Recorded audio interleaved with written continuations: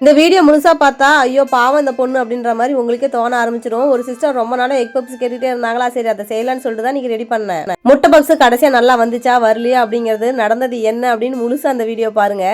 உண்மையும் பின்னணியும் பார்க்கலாமா? லைஃப்லயே ஃபர்ஸ்ட் டைம் இப்பதான் முதல் முறையா நம்ம எக் பப் செய்ய போறோம்னு சொல்லிட்டு ரொம்ப ஆர்வமா ரொம்ப உற்சாகமா வந்து களத்துல இறங்கியிருந்தேன்.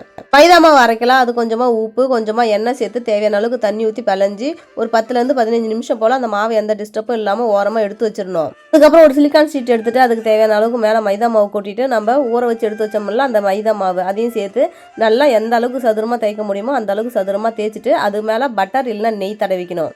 அது கூடவே கொஞ்சமா ஒரே ஒரு ஸ்பூன் அளவுக்கு மைதா சேர்த்து நல்லா தேய்ச்சிட்டு இந்த மாதிரி 4-3 வந்து நல்லா மடிச்சுட்டு பட்டர் ஷீட்ல போட்டு கவர் பண்ணி ஒரு ஃப்ரிட்ஜில் வந்து ஒரு 1 மணி நேரம் போல நல்லா வச்சுட்டு 1 மணி நேரத்துக்கு அப்புறம் திரும்ப பழையபடி ஃபர்ஸ்ட்ல இருந்தே சிலிக்கான் பேப்பர்ல கொஞ்சமா மைதா மாவு தடவிட்டு அந்த தேய்ச்சி எடுத்து வச்ச மாவு திரும்ப போட்டு நல்லா சதுர சேப்பு தேய்ச்சிட்டு பட்டர் எல்லாம் நெய் சேர்த்துட்டு அது கூடவே கொஞ்சமா மைதா மாவு சேர்த்து நல்லா அப்ளை பண்ணிடணும். இந்த மாவை திரும்ப 4 மடிச்சு அதை வந்து ஒரு பட்டர் ஷீட்ல போட்டு கவர் பண்ணி திரும்ப ஒரு 1 மணி நேரம் போல விட்டுறணும்.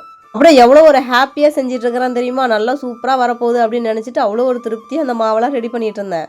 எக் பப்ஸ் எப்பயுமே எடுத்தோடனே 1 மணி நேரம் 1/2 மணி நேரத்தில் செஞ்சு முடிச்சிட முடியாது. அந்த ஷீட் ரெடி பண்ணுறதுக்கு ஒரு 3 மணி நேரம் போலையோ அது ரெடிமேட் ஷீட் கிடைக்குது, நம்ம அதை வேணாலும் யூஸ் பண்ணிட்டோம் அப்படின்னா மசாலா மட்டும் தான் நம்ம ரெடி பண்ணுற மாதிரி இருக்கும். ஆனால் இந்த பப்ஸ் ஷீட் நம்ம வீட்டில் ரெடி பண்ணுறோம் அப்படின்னா கிட்டத்தட்ட ஒரு 3-4 மணி நேரம் போலையோ அது ஆகும். முட்டை ஒரு பக்கம் வேக வச்சிருந்தேன். அப்புறம் வெங்காயம் பெரிய சைஸில் ஒரு 2 வெங்காயம் எடுத்து நல்லா பொடி பொடியாக கட் பண்ணி எடுத்துக்கிட்டேன்.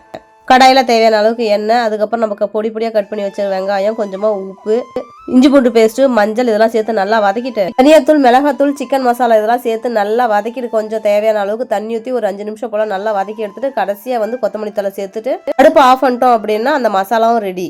அப்புறம் அந்த ஃப்ரிட்ஜில் 1 மணி நேரம் போல் எடுத்து வச்சிருந்தோம்னா அந்த ஷீட் எடுத்துட்டு வந்து திரும்ப பழையபடி நல்லா தேய்ச்சிடணும்.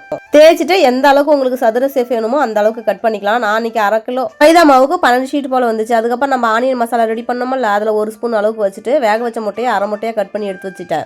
அப்புறம் முட்டையோட மஞ்சக்கரு இருக்குதுல மேலே வந்து ஒரு கோட்டிங் போல் வந்துட்டா நல்லா அப்படியே கோல்டு கலரில் வரும்.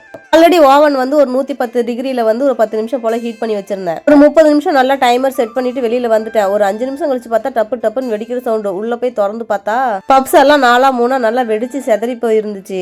என்ன ரீசனே தெரியல, ரொம்ப பயந்துட்டு அப்புறம் ஓவனை ஆஃப் பண்ணிட்டேன். இது எக்கை வச்சாதான் அப்படி இருக்குதுன்னு சொல்லிட்டு வெறும் மசாலா மட்டும் வச்சேன். அதுவும் வந்து பார்த்தீங்கன்னா ஓவர் குக் ஆயிடுச்சுங்க. 10-15 நிமிஷத்துல இந்த மாதிரி ஆயிடுது. என்ன ப்ராப்ளம்னு தெரியல, யாருக்காவது தெரிஞ்சா சொல்லுங்க.